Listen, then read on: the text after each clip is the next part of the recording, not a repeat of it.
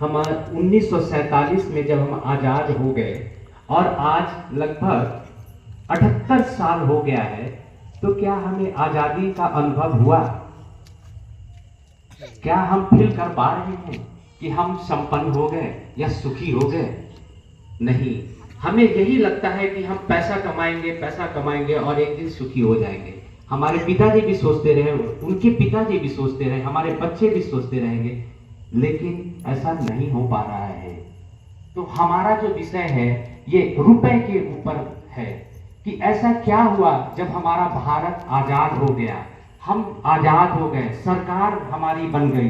जो हम कहते थे, जो अंग्रेज थे, शासन करने आए थे, शोषण करने आए थे, मगर जब वो शोषण का काल समाप्त हो गया, तो क्यों आज हम संपन्न नहीं हो पाए? परिवार में संपन्नता क्यों नहीं आई? तो इसका कारण मुख्य है रुपया। अब आपको गंभीर विषय में हम ले जाना चाहते हैं। हमारा विषय है रुपया। ये जो रुपया आया, ये रुपया आने से पहले हम लेन देन किसमें करते थे? जो हमारे बुजुर्ग होंगे वो जानते भी होंगे, बच्चे तो नहीं जानते होंगे, बुजुर्ग लोग जरूर जानते होंगे कि जो हम लेन देन करते थे वो सामान के बदले सामान का लेन देन करते थे। जैसे किसी के पास कपड़ा है तो बर्तन खरीद लेता था, और किसी के पास फल है तो सब्जी ले लिया करता था। तो हम सामान के बदले सामान खरीदा करते थे, लेकिन हमारे बीच में आ गया रुपया।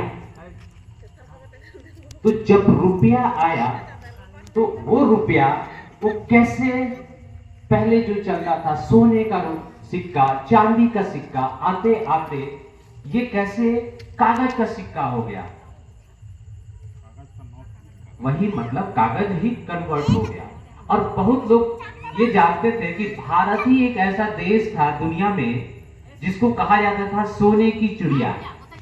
कोई और देश का नाम जानते हैं क्या जिसको कहा जाता था सोने की चिड़िया?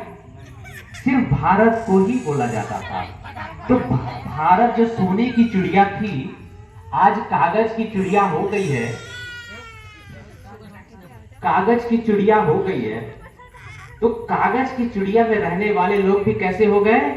गरीब, मजबूर, जिसका कोई ना हो, लगता है कि दुख ही दुख हो, दुख ही दुख हो। तो ऐसा क्या हुआ? तो ये सारा खेल रुपए का खेल है। जब हमारा देश आजाद हुआ 1947 में, उससे पहले आरबीआई का गठन किया गया। कितने लोग जानते हैं कि आरबीआई क्या है? बता सकते हैं आरबीआई क्या है?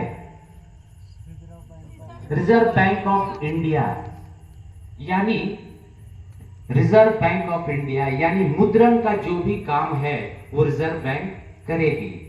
इसका स्थापना कब किया गया बता सकते हैं? 1935। कुछ कुछ सही है, पूरा सही है।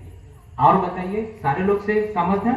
1934 से 1935 के बीच में इसकी स्थापना किया गया। और किस लिए किया गया? जो हमारा सिक्का चलन था, सोने और चांदी का सिक्का, उसको कन्वर्ट करने के लिए कानून बनाया गया। अब यहां पर समझना है कि कानून बड़ा होता है कि सिद्धांत? सिद्धांत से कितने लोग समझते हैं सिद्धांत क्या होता है? अब जैसे सिद्धांत को समझिए कि हमारे परदादा का जमीन है तो उसके पोता को मिलेगा कि नहीं? मिलेगा ना, ये सिद्धांत कहता है।